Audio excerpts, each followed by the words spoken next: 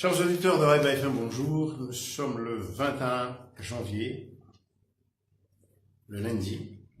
Je vous souhaite une bonne semaine de travail et d'harmonie dans vos foyers. Vous avez raison. Vous avez raison d'être frustré, en colère, de vous sentir berné par la Mamoué Sonelec. Cela fait plusieurs jours que les plaintes arrivent à Raïba, dans les organisations comme la FCC, sur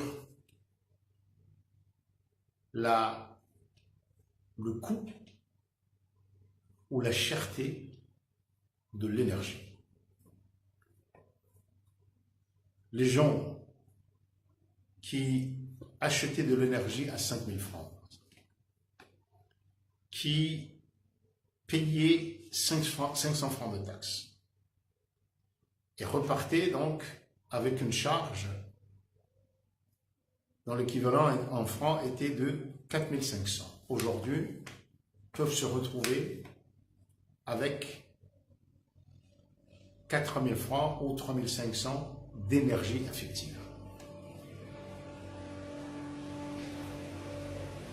Nous avons essayé ici à Raïba FM de comprendre ce qui se passe. Nous avons demandé aussi aux organisations de consommateurs de nous donner des exemples de factures pour que nous essayions de voir ce qui a changé. C'est un brouillonnement incompréhensible. Prenez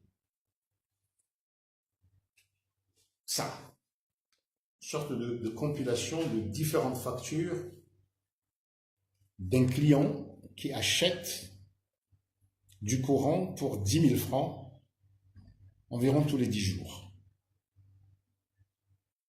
Et qu'est-ce qu'on constate? On constate que ces nouvelles taxes, prestations compteurs, taxes, la vie et redevances audiovisuelles, mais elles changent à chaque achat d'un montant de 10 000 francs, je dis bien. Vous verrez ici le 3, si je prends le 6 décembre, la taxe est de 500 francs. Je vais au 21 décembre, la taxe est de 300 francs. Je passe à prestation compteur. Prestation compteur, le 3 décembre, c'est 325 francs. Le 8 janvier, 125 francs. Le 16 janvier, 200 francs.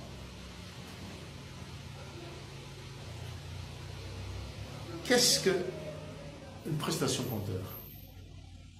La Mamoué, on nous répond, prestation compteur, c'est en quelque sorte une assurance au cas où le compteur tombe en panne, pour que des agents de la Mamoué viennent rapidement le réparer ou le changer. Bien. Mais n'est-ce pas ce qu'on nous disait sur la partie fixe, que cette partie fixe servait à ça? Et quand vous voyez là, prestation compteur 325, 200, ça fait 525. Prestation compteur 125, ça fait 650. Ça c'est en émeraude. C'est énorme.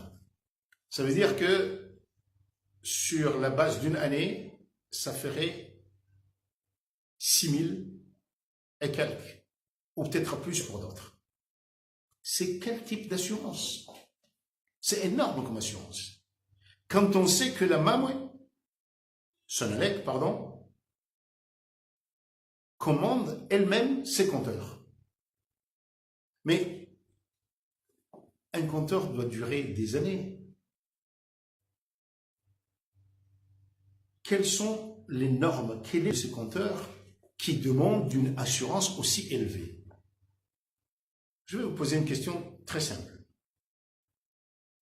Pour des équipements de ce genre, celui qui les vend vous informe de ce qu'on appelle en anglais, le terme en français ne me vient pas à l'esprit immédiatement, MTBF, Mean Time Between Failure. C'est-à-dire le temps moyen qu'on estime entre des pannes, entre des problèmes. Que nous justifie, que nous dit le Maui sur ça?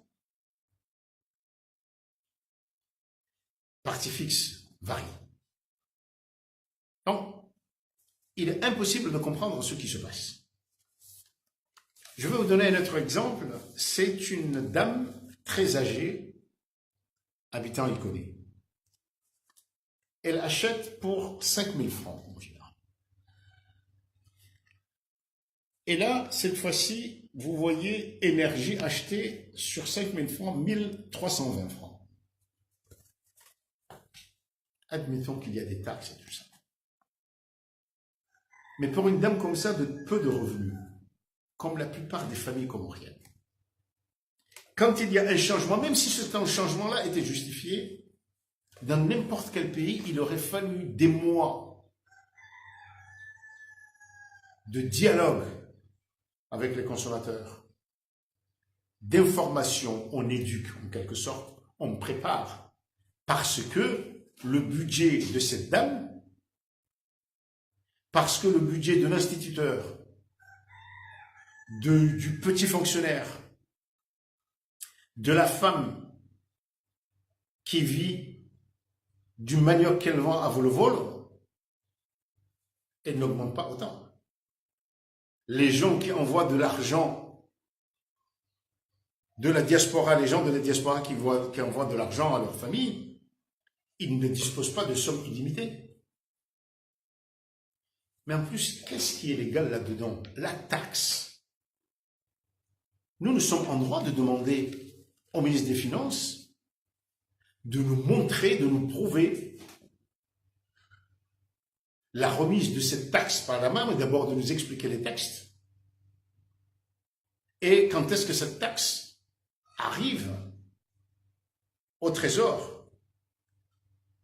Ainsi aussi de la soi-disant taxe ORTC que tout le monde paie, même ceux qui n'ont pas de télévision. Alors attention,